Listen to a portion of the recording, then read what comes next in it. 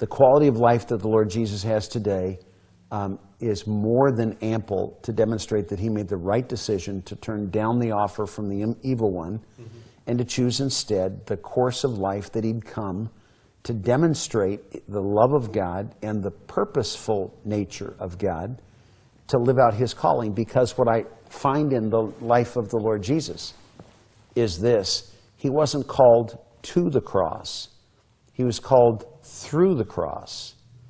Because what he was called to was the right hand of his Father in heaven, on the throne, fully disclosed as the King of Kings and the Lord of Lords, and worshipped by all of his creation. That's his calling. Right. How do you get there? Well, there was a 3-year journey through the society of first century Israel that was required after 30 years of preparation, 3 years of pursuit, that led ultimately to the place where the author and the finisher of our faith sits at the right hand of his Father in heaven, Romans 12. Via the cross. Via the cross. So Noah, for us, we watch a quality of life unfold here that we couldn't gain any other way. The amazing thing is it opens the door to our place in eternity, which is a place of greatness in heaven. And boy, that's a line that some people have a hard time getting their arms around. Greatness in heaven? When Peter asked Jesus in Matthew 19, the story is recounted, it's just after the rich young ruler has walked away because the thought of giving up his money to follow Jesus didn't make sense. And Jesus didn't say, give up your money. He said, transfer it to heaven where we can take care of it for you, and then you'll be free to go and follow me. Peter said, wait a minute, time out. We've left everything to follow you. What will there be for us? And Jesus said, you who have left everything to follow me will sit on 12 thrones judging the 12 tribes of Israel. Just a little bit. Greatness in the kingdom was the promise that followed them as they pursued him. So following Jesus doesn't take you to a cross. It may take you through some hardship, but it doesn't take you to hardship. And most of the time, the hardship is self-imposed.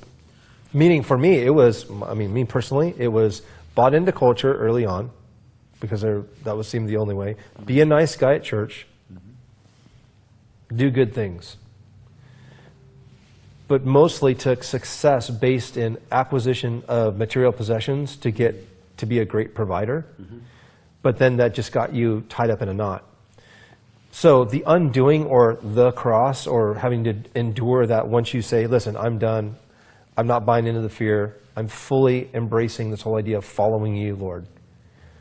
So we got to undo a couple things. We got to simplify life. We got to move the goal. We got to move some things around. Let him come in and rearrange the furniture in the living room. Doesn't make any sense at the moment. Right. A little painful. Don't like the new view, but it's going to make a whole lot of sense here pretty soon. That trust was that was imposed. Those were decisions that I had made that needed to be undone or reformulated. Like that rich young ruler, he wasn't saying get rid of it. He was saying leverage it. Right. Leverage it for the kingdom. And so for me, it's just a priority change. It's a priority shift. But I will tell you on the fear, my buddy Justin Stumble has a great quote that fear is the gateway between who we are destined to be and the life we're intended to live.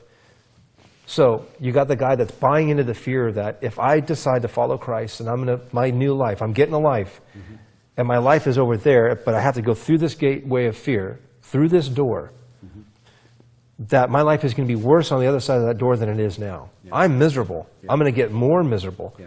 And to me, the verse, he who's willing to lose his life will gain it. I sit here today as proof that if you do that, you will get it.